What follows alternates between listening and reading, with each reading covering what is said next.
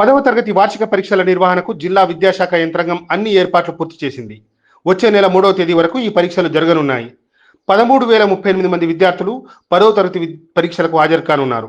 ఈ రోజు ఉదయం 9:30 నుండి మధ్యాహ్నం 12 గంటల వరకు పరీక్షలు కొనసాగుతాయని అధికారులు వెల్లడించారు.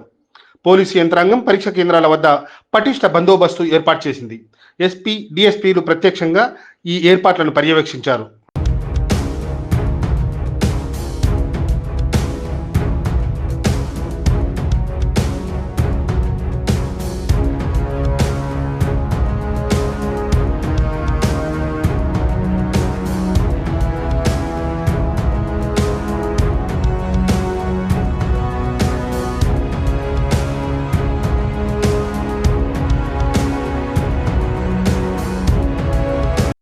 పదవ తరగతి వార్షిక పరీక్షల నిర్వహణకు జిల్లా విద్యాశాఖ యంత్రాంగం అన్ని ఏర్పాట్లు పూర్తి చేసింది.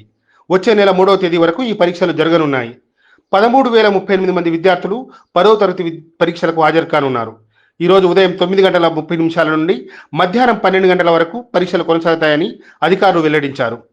పోలీసు యంత్రాంగం పరీక్ష కేంద్రాల వద్ద పటిష్ట బందోబస్తు ఏర్పాటు చేసింది. ఎస్పీ, డిఎస్పీలు ప్రత్యక్షంగా ఈ ఏర్పాట్లను పర్యవేక్షించారు.